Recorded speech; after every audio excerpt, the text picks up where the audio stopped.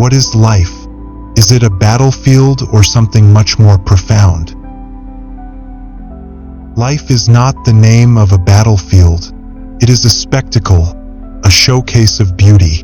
It is a bustling marketplace through which the buyer passes. He makes purchases until his resources are exhausted, and surprisingly, his purchases remain untouched. He returns empty-handed while the marketplace continues to thrive, and buyers keep coming and going. Life is not the name of a tangled question. It is a delightful scene. A scene so delicate that it cannot bear the weight of commentary and criticism. It is a spectacle to behold, a melody to listen to, not a plan to contemplate, not a difficult riddle. Life is simply life. It is someone's favor, someone's gift, someone else's work. It is like the ocean, vast and boundless, with only one shore, one coast where there are festivities, fairs, illuminations, crowds, loneliness and sadness too. No one knows about the other shore. Those who went to find out have not yet returned. On this side, there are myriad colors, variety, and on the other side, there is colorlessness. Only one color. Who knows what lies within this ocean and beyond it? Here there is a fair, and yet every person is alone. How long has life existed, and until when will it continue? Who knows? From eternity to eternity, or even before eternity and after the end, life remains life. Life consumes time, swallows eras.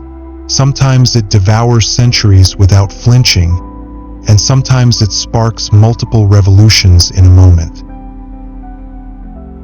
Nonetheless, life resides within life, like an island within its own ocean.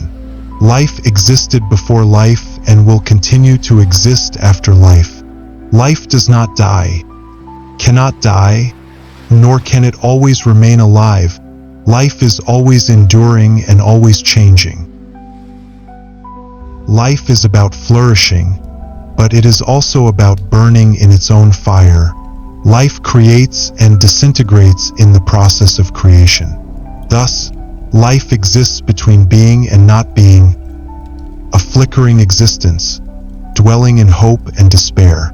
It is a beautiful garment woven with black and white threads, contains so much laughter and sobs and sighs too. Life can be joyous in the humble abodes of the poor and sick in the grand palaces of the rich. Life, if it chooses, can be tied to the cycles of circumstances, and if it wills, it can create new worlds indifferent to the cycles of time and space. Life cannot be confined to a formula. Say something to it, it listens, smiles, and transforms, escaping the formula. If life is called a continuous journey, then what is complete rest? If life is wakefulness, then what are sleep and oblivion? If life is love, then hatred is also life. In fact, hatred is more alive. Hatred, anger, envy, revenge can keep life more active.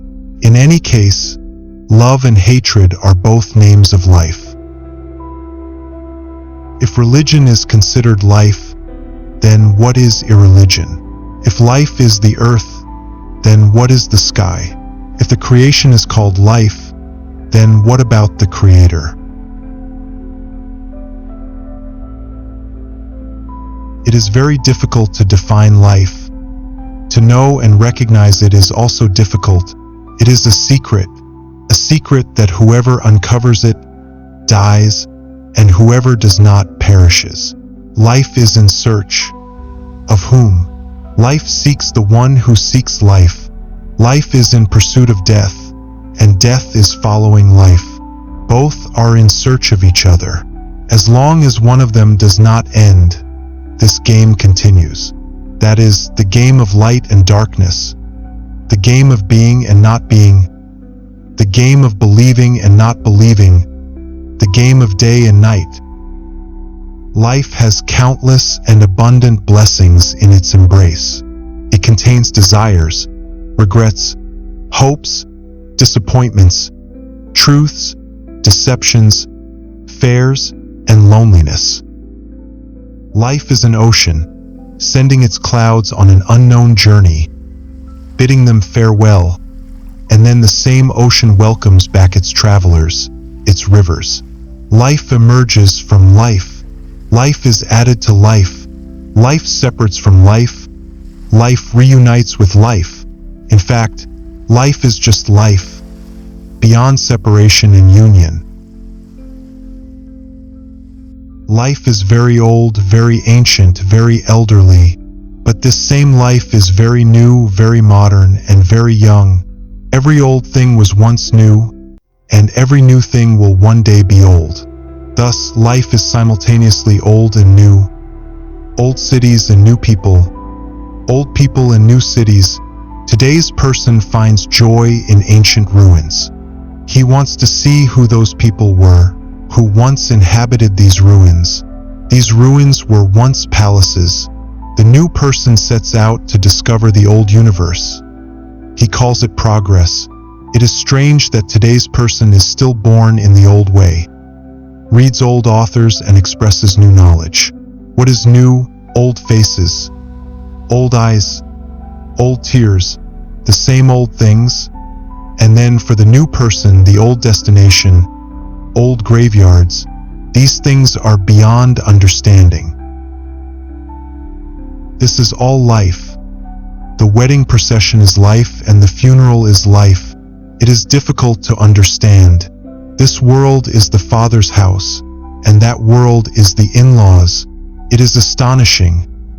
Forebearers carry the bridal palanquin, and forebrothers carry the funeral bier. It is all the same. All are manifestations of life. These are all chapters of the book of existence, unconcerned with beginning and end. Life existed before the beginning and will continue after the end.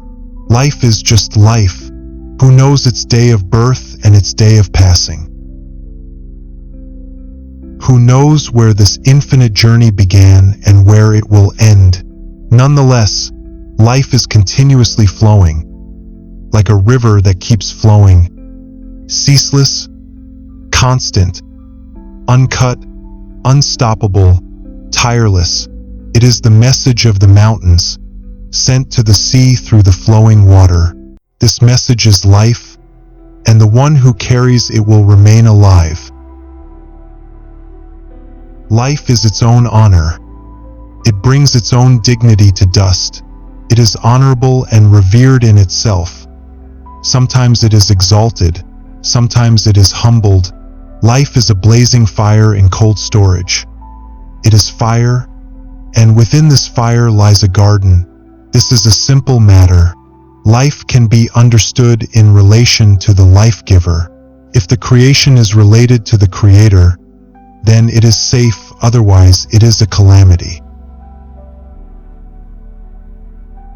Life hides within its own veil and knocks on its own door, and answers itself from within.